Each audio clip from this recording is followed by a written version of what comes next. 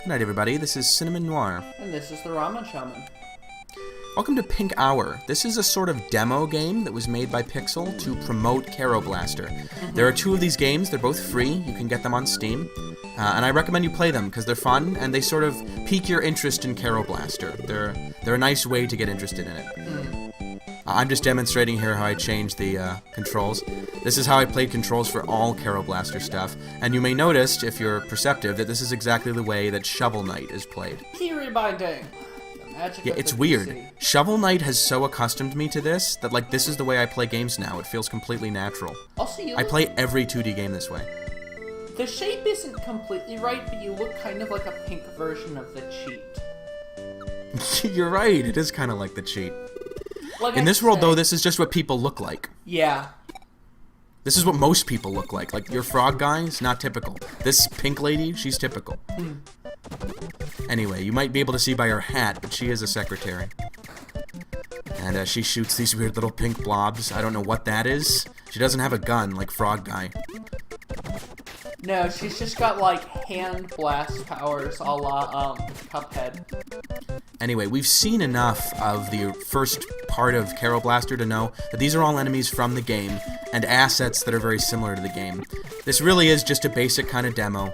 You only have 2 hearts, and you can't expand it at all, so in some ways this is actually harder than the first several levels of the game. People have commented on this. Pink Hour and Pink Heaven are both harder than the first half of Kero Blaster, which is a little weird. In some ways, they're harder than the whole game, because later on in the game you'll have more health. Actually, you never have more health than this. This is completely random, but this is making me think of, Scott Adams' concept, the secretary with a crossbow. Yeah, she is like that. Except she's actually happy. Oh no, not anymore. Now she's dead. Not for long, though. You may have noticed going underwater shortened her beam, makes her less effective. That's true of most types of guns, including her weird little pink gun.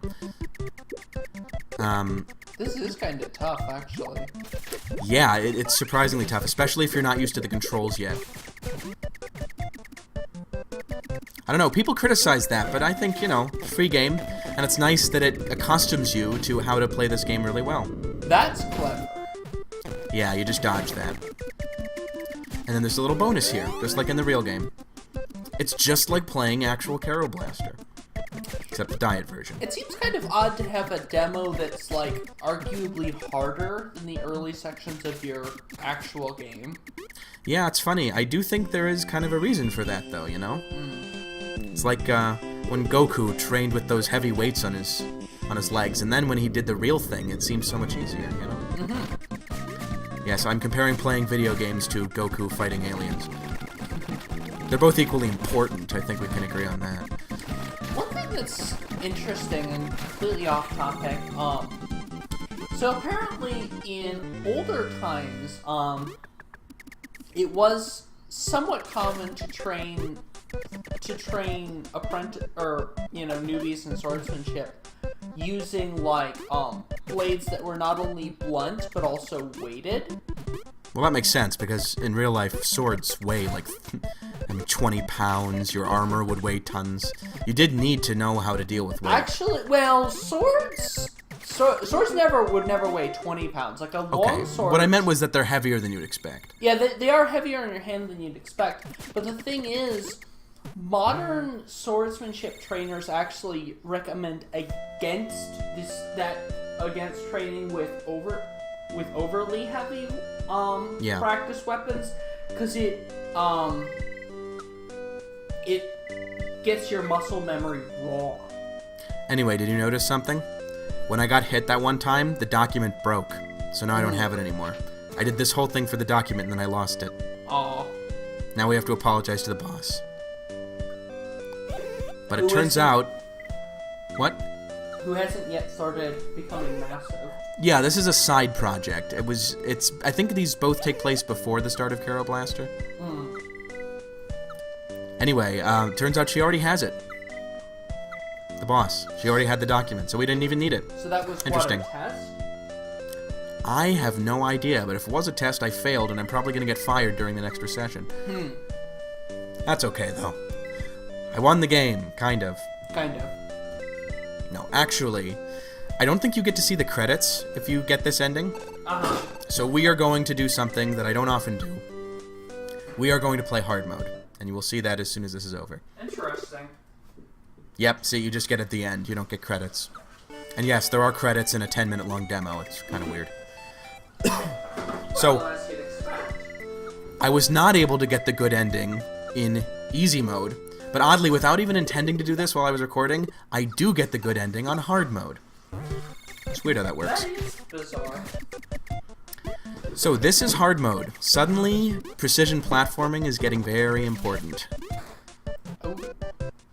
This is very tough. This is actually tougher than some platforming in the hard mode of the real game.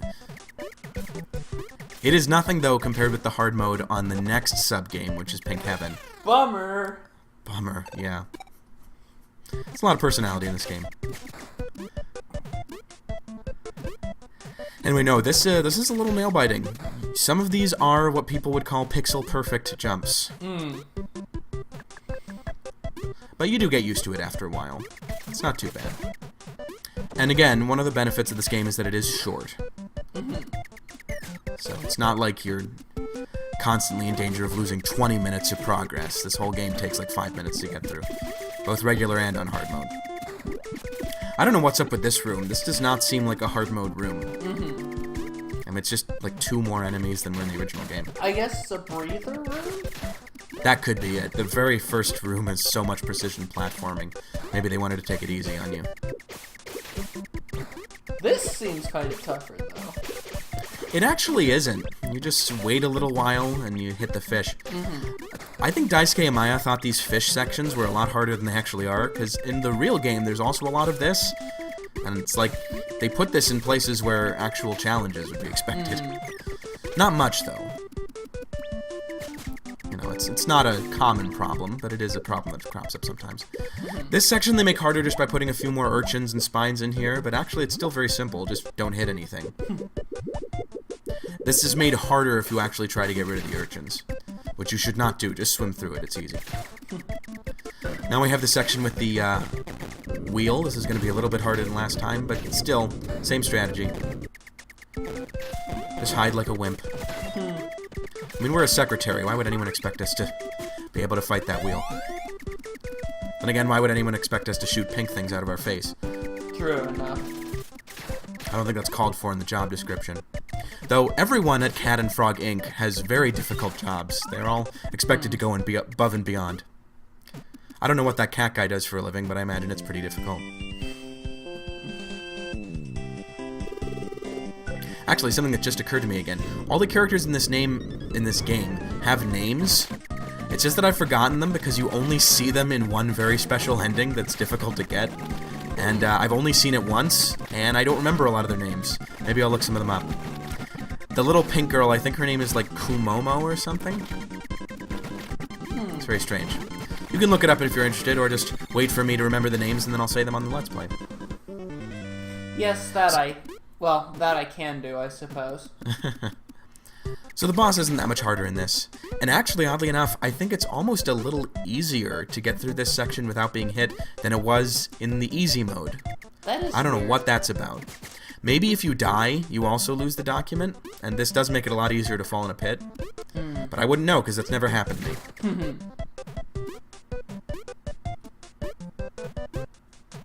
These vines remind me of Donkey Kong Jr. for some reason. Anyway, there are 2 stalactites there, which can trip you up. But all you have to do is jump forward, you know, as much as you can, and you won't get hit. So yeah, we preserved the document. Yeah, nice. This time we get to give it to the boss, which is what a secretary is supposed to do. Exactly. Alright. Yeah, it's weird. The boss in this game has, like, Peanut's adult voice. She's got a trumpet in her mouth. Okay, so she gives us a list of things we need to order. In, like, Papers, Please, this would be a gameplay segment, but this is just a cutscene. I hadn't even thought of that, but... Anyway, we need to order some office supplies, very important part of any secretary's job. And we order some "Great work today, signed President." No, actually, that's just a message for us. a rare bit of, you know, verbal praise. You know, It's what any office worker always fights for. And we're gonna go home on time today, no overtime. Which is very different from the way the actual game works, as we'll see. yeah, clearly. You know, I actually thought of something. What? What if you took a game where you were like some kind of adventurer, but then added in the you're struggling to feed your family mechanic from Papers, Please? Mm-hmm. So, You're saying like, you have to be like a really good adventurer? yeah, Like make decisions that will make you money? or Like Indiana Jones? it's more like an actual profession in that you're like Yeah. you're doing it to keep food on the table. Why don't we have an Indiana Jones simulator? Really, we should have that by now. And not the Atari game from the 80s, because that's sucked. Well, I mean, if you want realism, Indiana Jones isn't exactly your go-to. I understand. Anyway, next time we will be back with more Kero Blaster. Thank you for watching, and good night. Good night. Goodbye.